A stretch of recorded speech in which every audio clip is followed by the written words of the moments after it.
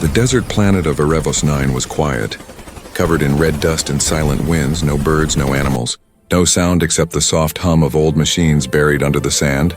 Among the ruins of an old research base, one human still lived, Ethan Cole. He was an engineer, once a proud scientist of the Galactic Tech Division, now just a forgotten man working alone. Ethan had spent 3 years on Erebos 9 building small machines to survive. He talked to himself most days, fixing drones and writing code for systems that no one used anymore. The world had moved on, but he hadn't. He stayed because of one unfinished project. A visor that could translate neural signals into vision. A visor meant to help the blind see again. But the project had been banned after military misuse.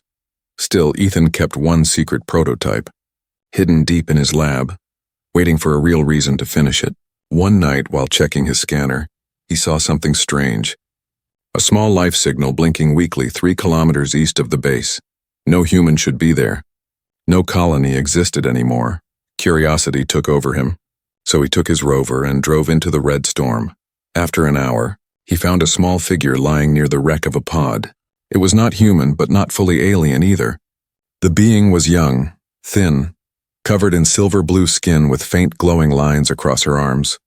When Ethan touched her wrist, he felt her pulse, weak but there. He carried her back to the base, whispering to himself, "Hang on, little one. Hang on." Inside his lab, he placed her on the med table and connected her to the bioscanner. The display showed strange results. Her brain activity was strong, but her optic nerves were completely inactive. She was blind. Ethan sighed, feeling a heavy sadness he hadn't felt in years. Why send a child alone through space, he muttered. He spent the next hours repairing her wounds and cleaning her damaged suit. When she finally woke, she spoke softly in a broken translator voice. "Who are you?" Ethan smiled gently. "Name's Ethan. I found you in the storm. You're safe now." She looked around with empty eyes. Blinking slowly, her glowing skin shimmered in the light. But her eyes didn't react. "I can't see," she whispered. Ethan's heart sank, but deep inside a spark lit up again. The visor. For years he had built it without purpose. But now, maybe this was the reason. Days passed and the alien girl, Lyra, as she said her name was, began to recover. She could hear perfectly, she could smell, and she learned words quickly. She asked many questions about Ethan, about humans, about light and color. Ethan tried to explain, drawing simple shapes on her hand. "This is circle, this is square," he said. But she always smiled sadly and said, "I wish I could see them." One night, Ethan sat at his workbench, staring at the dusty visor prototype. The metallic headband glowed faintly under the light. It was dangerous tech, banned after experiments caused soldiers to lose control of their minds. But this girl was not a soldier, she was innocent.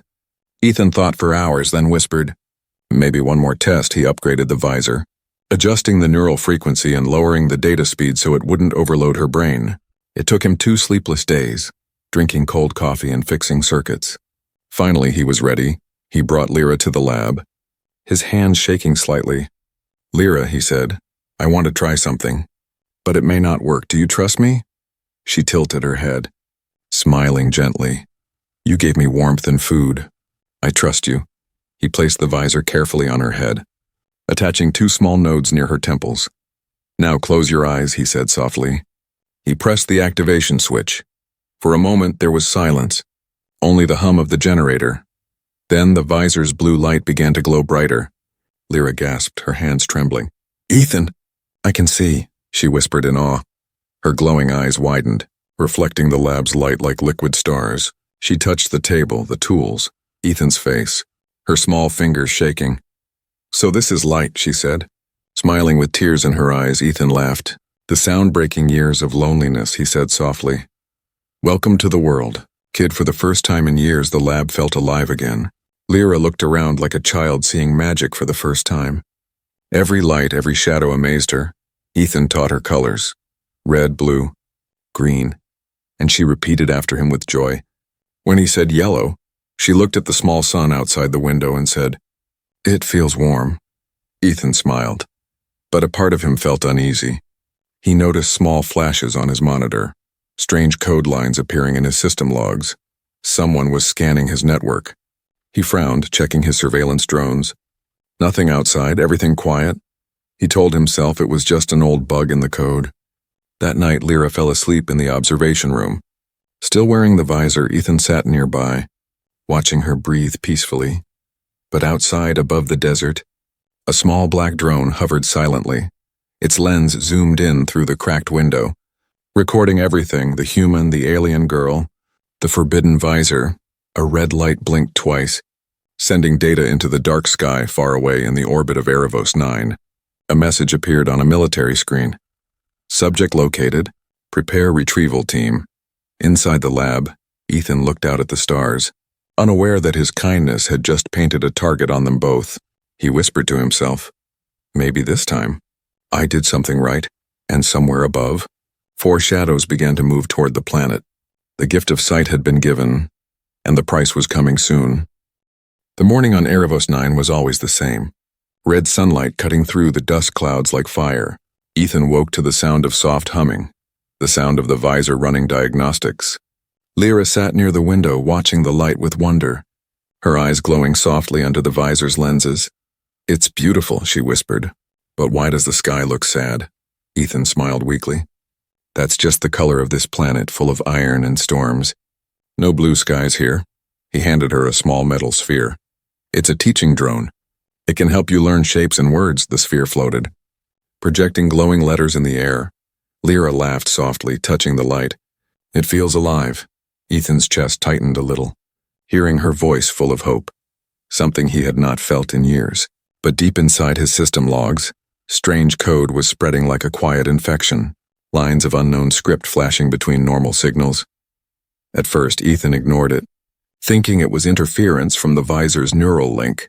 But when the base lights flickered and the security cameras reset on their own, he frowned. That wasn't a malfunction, that was a connection. He sat at his console and opened the hidden diagnostics tab. The signal was bouncing through different satellites. Encrypted and silent, someone or something was listening. Ethan's heart began to beat faster. He turned to Lyra, who was still learning colors with the floating drone. He didn't want to scare her, but he had to check the visor. Lyra, he said gently. Can I run a quick scan on your visor, just to make sure everything's fine? She nodded, trusting him completely. He connected a data cable and watched as the code filled the screen. At first it looked normal.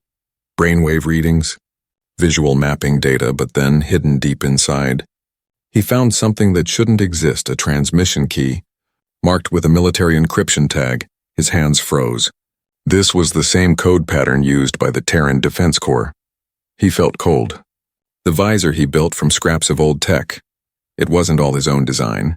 He had used parts from old military prototypes, bought years ago from black markets, and now those parts were calling home.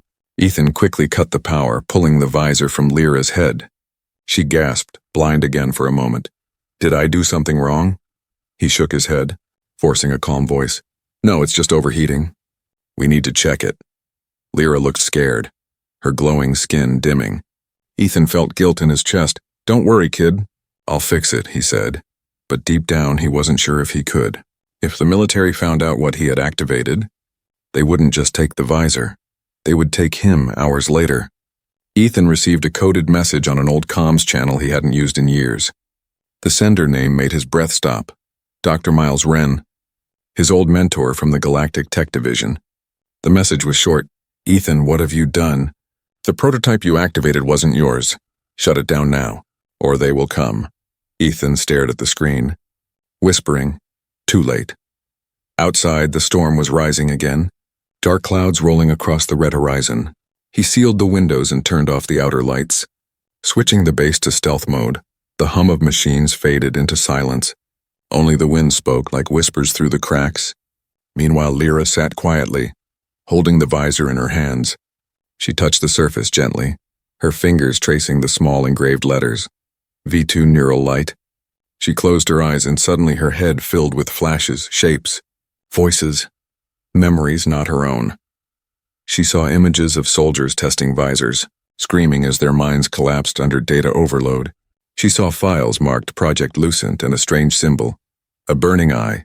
Then the vision ended, leaving her shaking and afraid. She dropped the visor, whispering, Ethan.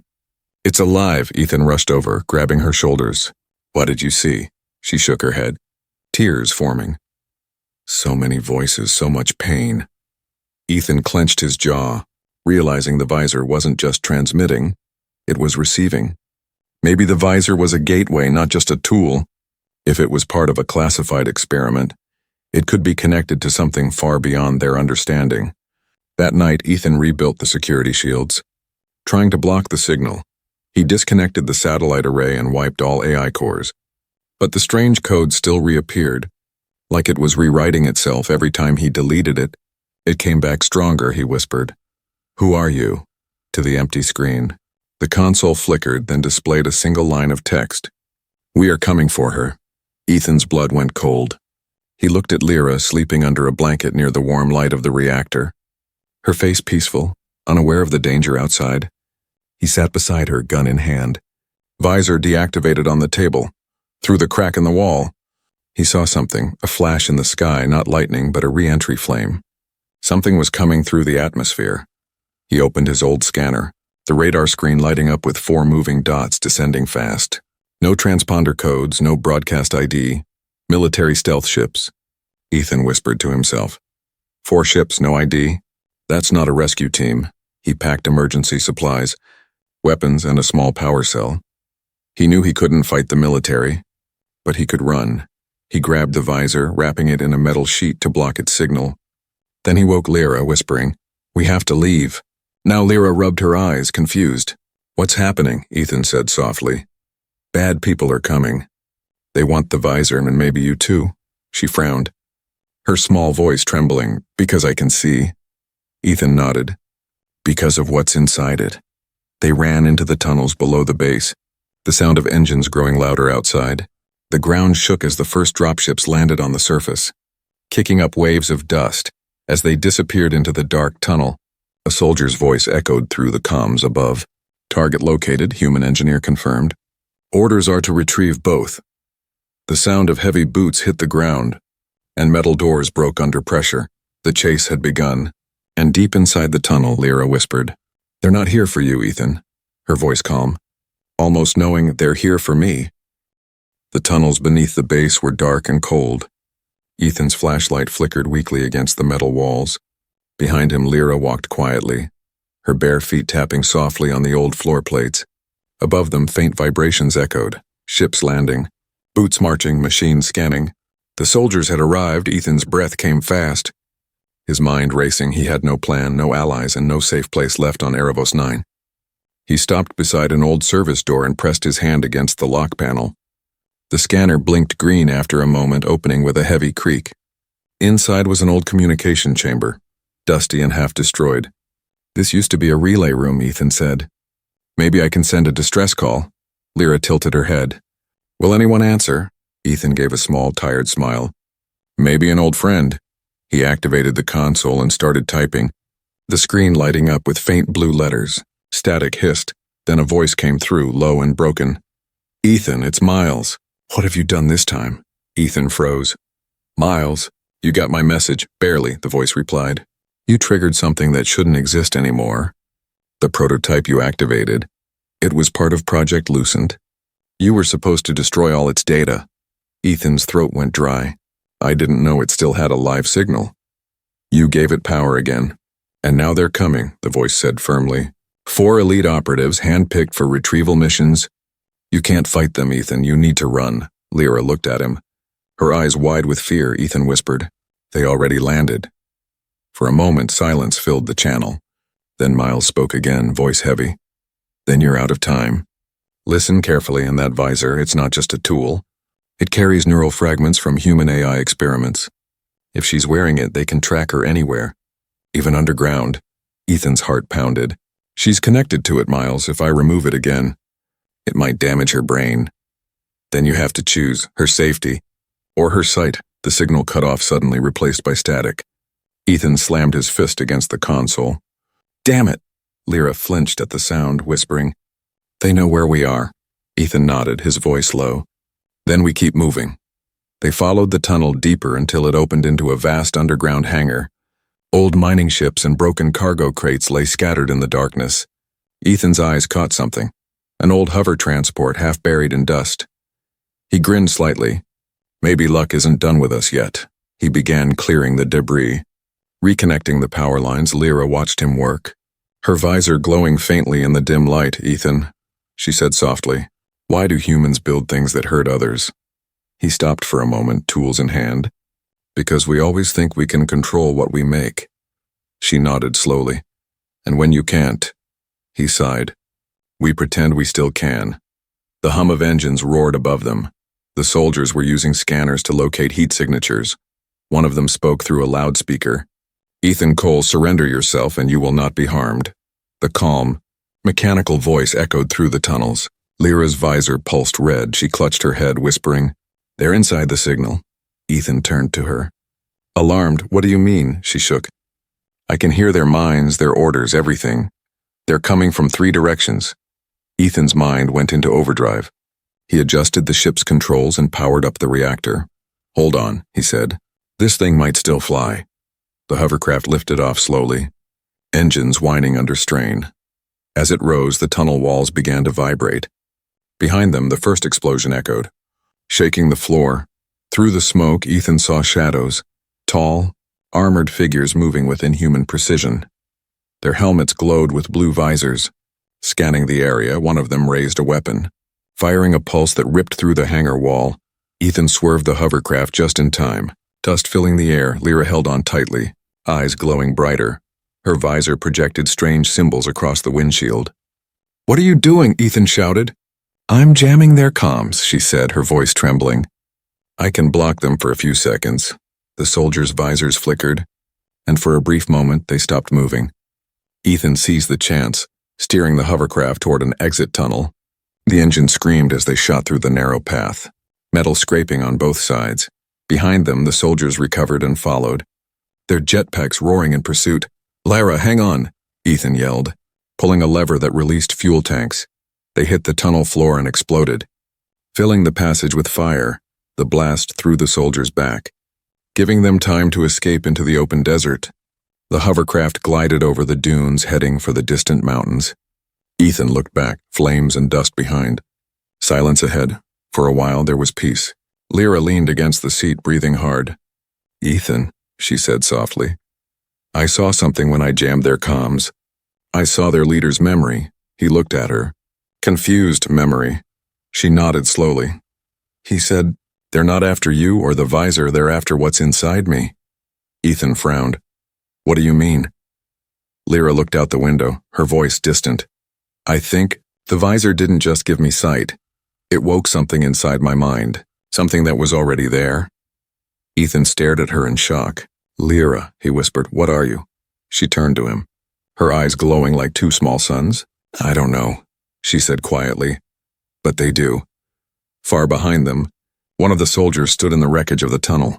He touched his helmet and spoke into the comm. Target is moving east, prototype confirmed.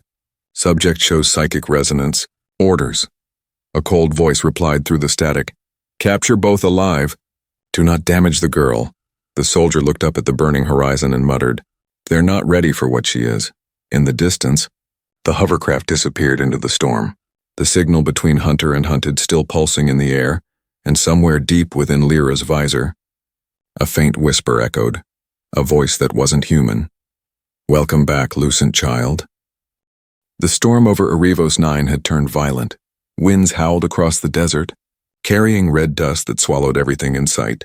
Lightning cracked through the clouds, turning the sky into burning veins of light. Through that chaos, the sound of engines echoed, heavy, steady, powerful. The soldiers had arrived. Ethan's hovercraft glided low across the dunes. Struggling against the storm, Lyra sat beside him, her small hands gripping the seat tightly. Her visor flickered every few seconds, scanning the area. There's movement behind us, she said, her voice shaking. Ethan cursed under his breath. They're tracking us faster than I thought. He turned the hovercraft sharply, disappearing into a canyon filled with jagged black rocks. The ship's engines hissed and sputtered, warning lights blinking red. They had maybe 15 minutes of power left. Lyra looked out the window, her eyes glowing softly through the dust. They're not stopping, she whispered. I can feel them getting closer, high above. 4 armored figures flew through the storm. Their jetpacks cut through the dust like knives through smoke. Each soldier moved with perfect precision. Guided by their neural AI links, their armor bore no symbols, no colors, only white lights pulsing across their helmets. One of them spoke through the comm. Voice calm and cold. Target is below, life signs confirmed. Proceed with tactical formation, another replied. Orders remain the same, capture the human. Contain the subject. Ethan finally found shelter. A cave carved into the canyon wall. He parked the hovercraft inside and killed the power.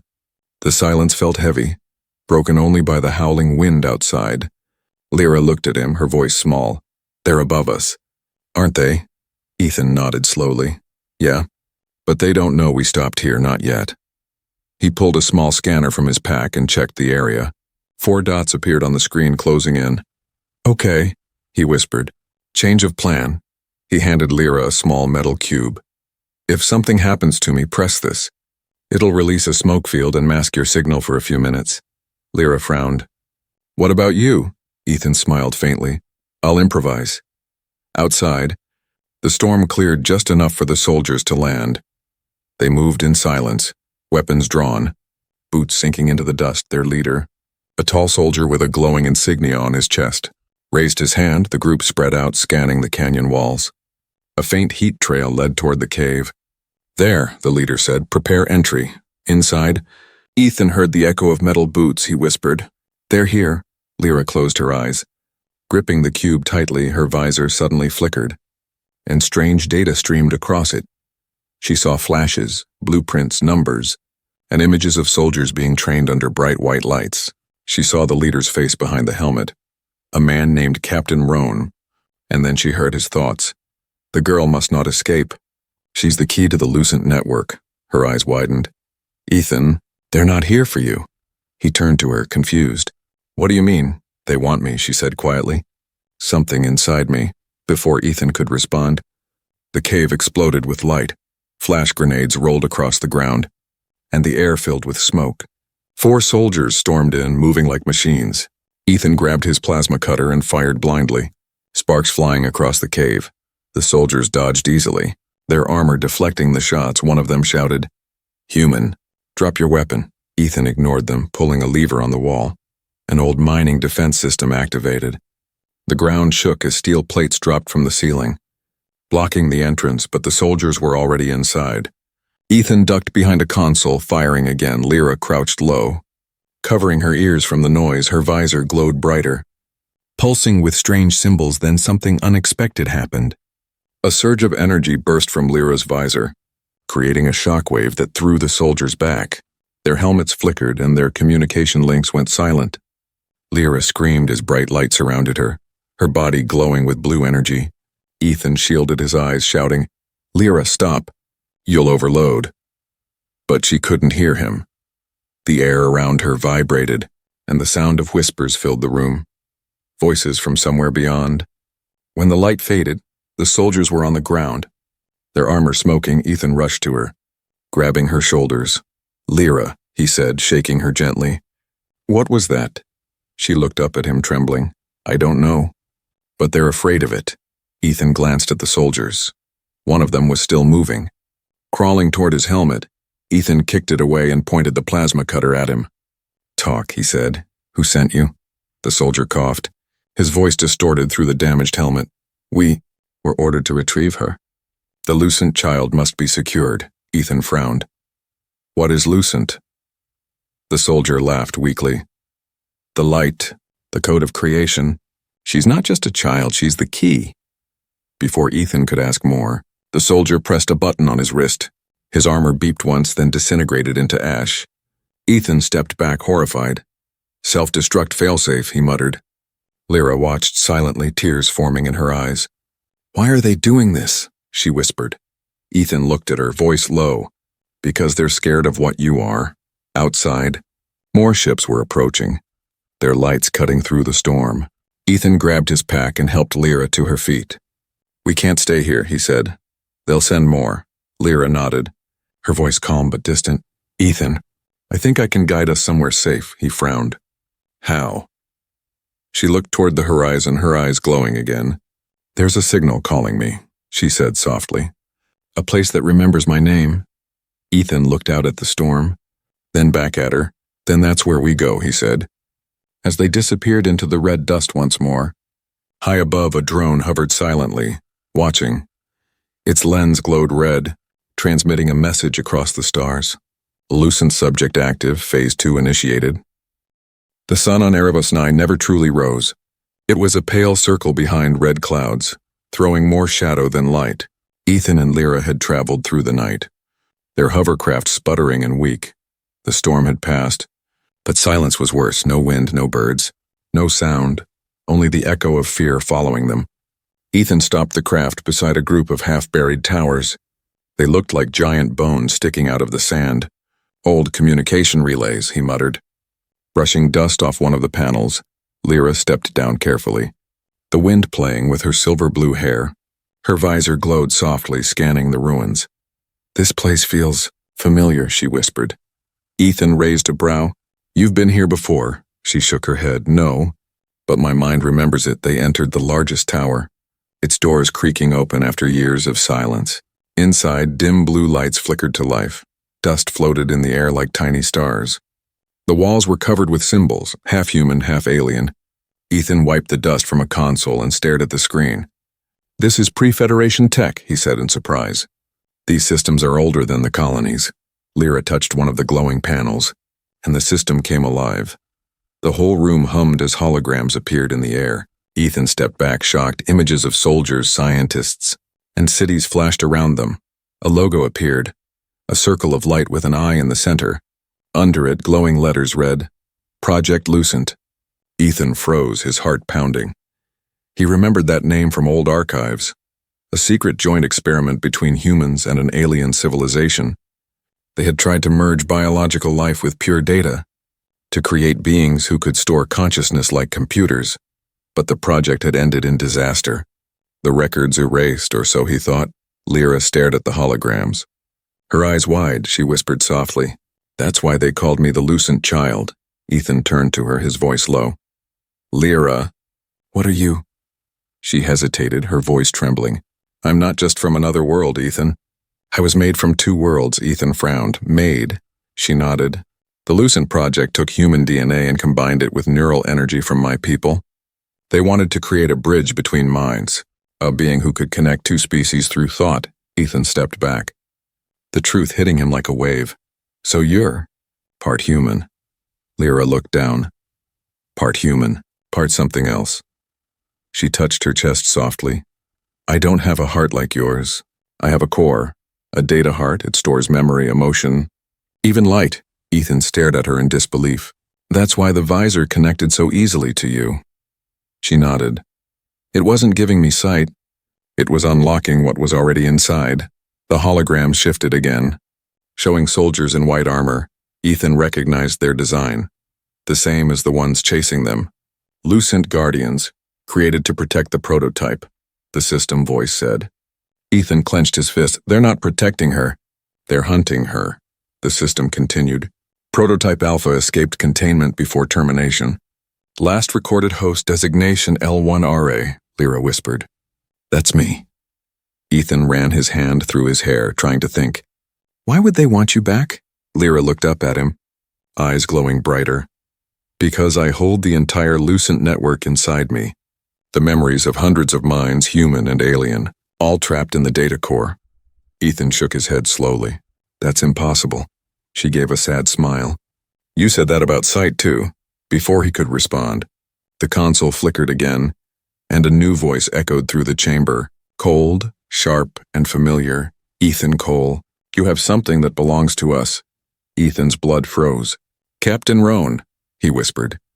A hologram appeared, the same soldier who led the attack, his white armor cracked, face calm and merciless. You've made this difficult, Roan said, but it ends now. The girl must return to the network, Ethan shouted. She's not a thing, she's a person. Roan tilted his head. She's not alive in your sense, she's data wrapped in flesh. Property of Project Lucent. Lyra stepped forward, her voice trembling but strong. I'm not property, Roan's hologram flickered. You are a bridge, child. You connect the dead and the living. You were never meant to feel, only to function, Ethan growled. You lost control of her, and now you want to erase your mistake. Roan's tone stayed calm. She carries everything we buried, every secret, every weapon, and if that network activates, it won't just end you. It will end every connected mind in the system. The hologram vanished. Leaving only silence, Ethan turned to Lyra. Is it true? She looked away. I don't know, but I can feel something growing inside my mind. Voices. Light pain. Ethan grabbed her shoulders gently. Then we'll find a way to stop it together. Lyra looked into his eyes. Even if I destroy everything you know. He smiled faintly. Then I'll build it again. Just don't give up on yourself. The tower began to shake. Dust falling from the ceiling. Ethan looked up, alarmed. They've locked onto our position, outside. Bright beams of light pierced through the clouds. Dropships descending fast. Lyra stepped forward, her visor glowing brighter than ever. Ethan, she said softly. I can hear their signal. I can change it. Maybe even turn it against them. Ethan's eyes widened. You can do that. She nodded. If I connect fully to the Lucent network, yes. But it might burn my core. He took her hand. No more sacrifices. We'll find another way. The ground shook again. Louder this time, Ethan grabbed his gear, pulling her toward the exit. Come on. We move before they surround us, but as they reached the doorway, a deep hum filled the air. The soldiers were already there, their shadows stretching through the dust. Lyra looked back at the glowing symbols on the walls, whispering to herself. Lucent. Show me the truth. The symbols lit up in response, flooding the tower with white light. For a second, everything froze. The sand, the air, even the sound of the approaching soldiers. Ethan shielded his face as the light engulfed them, and then the tower vanished, leaving only a crater of glass behind far away. Captain Roan watched from his ship, his visor reflecting the explosion. She's activating the core, he said quietly. The other soldiers looked at him in silence. Roan clenched his fist. Prepare phase 3. She's becoming what they feared most. The desert burned like fire under the pale sun. A thin trail of smoke marked the place where the Lucent tower had once stood. Now it was gone, turned into glass and silence far away. Two figures stumbled through the sand, tired, wounded, and hunted. Ethan's clothes were torn, his face covered with dust. He half-carried Lyra, who looked weak, her visor flickering with blue static. The blast had drained her, but she was alive.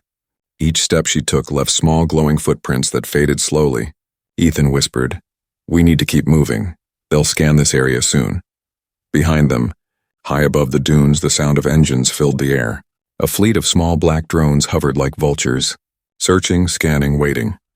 Their lenses glowed red, feeding data back to the soldiers orbiting above. Ethan knew they couldn't hide for long. They reached a canyon filled with old mining tunnels. The air was cooler there, shadows stretching like long fingers. Ethan guided Lyra inside, lowering her gently against the rocky wall. She breathed heavily, her visor dim. I can't hold the network back much longer, she whispered. Ethan knelt beside her. You don't have to. We'll find another way. She smiled faintly. You always say that, even when there isn't one. He looked at her, his voice breaking a little. Because hope's the only weapon I've got left. Lyra closed her eyes, and for a moment there was peace. But then the canyon shook, dust falling from above. Ethan looked up. A pulse beam had just hit the ridge. They've found us, he said sharply, pulling her up. Lyra stood weakly, her glowing eyes filled with fear and determination. They won't stop until they get me, she said softly. Ethan clenched his jaw. Then we make them wish they didn't.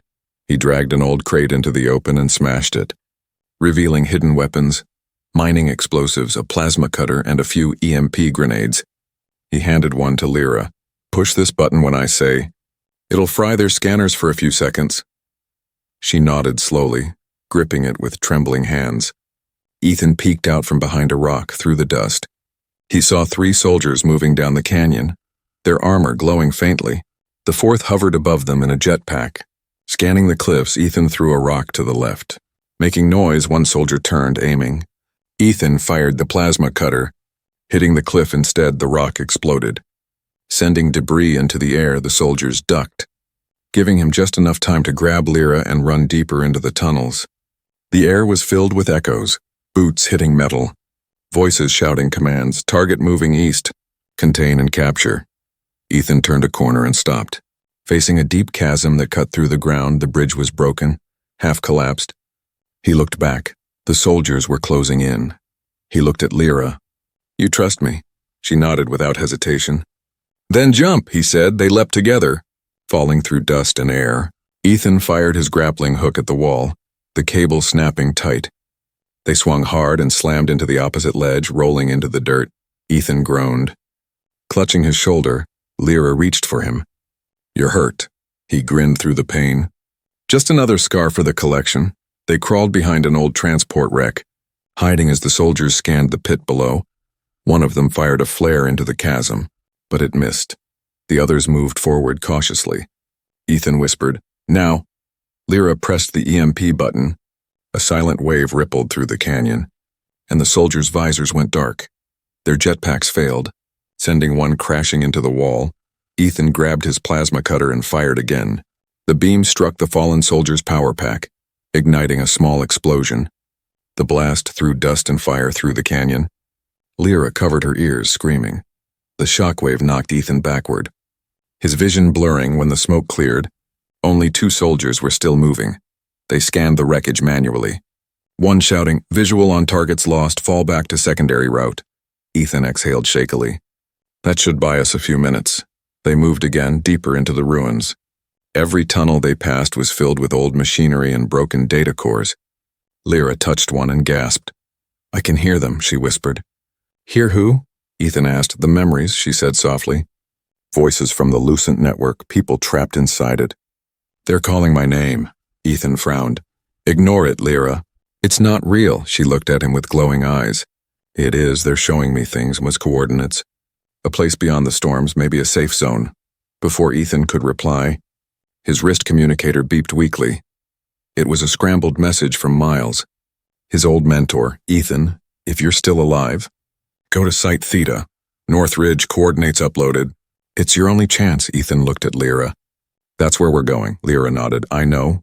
That's what the voices said. They stepped out of the tunnel and into the open desert again. Far in the distance, the sky glowed red. Engines cutting through the clouds. More dropships, Ethan sighed. "They're not giving up," Lyra whispered. "Neither are we." They climbed into a half-broken rover parked near the ruins. Ethan hot-wired it quickly, sparks flying. The engine coughed to life, old and loud. They drove into the storm, the wind screaming around them, behind them. 3 black ships rose from the canyon, chasing. Ethan pushed the throttle, the rover bouncing over rocks and dunes. Lyra closed her eyes, focusing. Her visor began to glow again, symbols streaming faster and faster. "Lyra," Ethan shouted over the noise. "What are you doing?" Her voice was calm, almost otherworldly. "I'm connecting to their ships," she said, "just for a moment." Ethan panicked. "You'll burn yourself out," she smiled faintly. "Better me than both of us." A pulse of blue light erupted from her visor, spreading across the horizon. The chasing ship suddenly lost control, spinning wildly and crashing into the sand. Ethan stared in disbelief. "Lyra," he whispered. "You just—" She collapsed into his arms, breathing weakly, her visor cracked and smoking. "Don't worry," she murmured. "We're safe. For now." Ethan held her close, whispering, "You did good." The rover sped through the storm toward the North Ridge. Far behind them, the wrecked ships burned quietly under the alien sun. But high above, in orbit, Captain Roan watched the scene through a live feed, his voice cold as steel. "She's adapting faster than expected. Begin planetary lockdown." The officer beside him hesitated. "Sir, that could kill everyone on Erebos 9. Roan's eyes narrowed. "Then we'll call it containment." The chase wasn't over, it had only just begun. The red sun of Erebos 9 hung low behind the mountains. Its weak light bled through the storm clouds. Turning the sand into a sea of fire, Ethan's rover raced across the desert. Broken and smoking, the engine coughed. Struggling to stay alive, Lyra sat beside him, pale and silent, her cracked visor flickering like a dying star. They had been running for hours behind them. The world seemed to crumble, explosions in the distance, ships burning in the sky. Ethan's hands shook as he steered, his eyes fixed on the map glowing on the dashboard. The signal from Site Theta pulsed like a heartbeat, guiding them north. "That's where we end this," he muttered. Lyra opened her eyes slowly, her voice soft. "Or where it ends us." The landscape changed. turning into black stone cliffs and glowing rivers of mineral light. Ancient structures rose from the sand, tall spires made of glass and metal. "This isn't human," Ethan whispered. Lyra nodded faintly. "No, it's Lucent. My people built this before the fall." They reached a massive gate half buried in dust. Symbols carved into the metal shimmered as Lyra approached. She touched the surface gently and the gate responded, opening with a deep echoing sound. A blinding light spilled out, revealing a vast underground chamber filled with floating crystals and glowing machines. Ethan stared in awe. "What is this place?" Lyra stepped forward. "The heart of the Lucent network," she said, "where the data of all minds converge." Inside, the air felt alive, humming with unseen energy. Each crystal pulsed like it held a memory, a voice, a fragment of someone's life. Lyra looked around slowly, her visor stabilizing as if the place recognized her. "This is where I was created," she whispered. "And maybe where I must end." Ethan turned to her sharply. "Don't say that." She smiled weakly. "You know it's true, Ethan. The network is waking up. It's using me as its core. If I don't merge with it, it'll consume everything." He shook his head, anger and fear in his voice. "There has to be another way." But before she could answer, the walls trembled.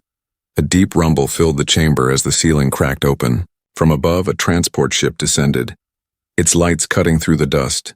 The soldiers had arrived, and with them, Captain Rowan. He stepped out of the ship calmly, his white armor glowing under the crystal light. "Ethan Cole," he said, his voice echoing through the chamber. "Step away from the subject." Ethan raised his weapon. "She's not a subject. She's a living being." Rowan tilted his head slightly. "You call that living, when her heartbeat is data and her mind is code." Ethan aimed at him. "If she feels she's alive." Lyra stepped between them, her voice trembling. "Stop, please, you don't have to fight." Rowan's expression didn't change. "You don't understand, child. You're a threat to everything we built," Ethan shouted back. "You built her to connect minds, to make peace. And now you want to destroy her because you're afraid of what she became." Rowan pointed his rifle. "We created a god, and gods don't belong among mortals." Lyra looked at them both, tears in her glowing eyes. "I don't want to be a god," she whispered. "I just want to see the world the way Ethan sees it." Ethan reached for her hand. "Then see it, Lyra, not through the visor, but through your heart." She smiled faintly. And for a moment the room grew brighter. Then Rowan fired. The shot hit Ethan in the chest, sending him crashing to the ground. Lyra screamed, the sound echoing through the chamber like thunder. Her visor shattered completely, light pouring from her eyes like twin suns. The soldiers stepped back, shielding themselves as energy filled the room. Ethan coughed, blood on his lips, reaching toward her. "Lyra," he gasped. "Don't let them turn you into a weapon." She turned to him, her voice filled with sorrow and strength. "I won't, Ethan, I promise." Then she closed her eyes. The crystals around them began to vibrate, glowing brighter and brighter. The Lucent network awakened fully, connecting to her mind. Streams of light shot through the chamber walls, forming a web of energy across the planet. Rowan shouted, "Contain her now!" But his soldiers froze, unable to move, their armor locked, their visors filled with static. Lyra's voice filled the chamber, layered with 1,000 echoes. No more pain, no more control, no more fear. Ethan tried to stand, but his strength was fading. He smiled through the pain, watching as Lyra rose into the air, her body surrounded by waves of light. She looked like an angel made of stars. "Ethan," she whispered, "you gave me sight. Now I'll give you peace." She extended her hand and a beam of soft light surrounded him. The pain in his chest faded, replaced by warmth. He saw flashes of memories, Earth, the lab, her first smile, her first words. Then everything turned white. From orbit, Captain Rowan's ship recorded the event. A massive burst of light erupted from Site Theta, spreading across the planet like a sunrise. When it faded, Erebos 9 was quiet again. The storm's gone, the skies clear for the first time in centuries.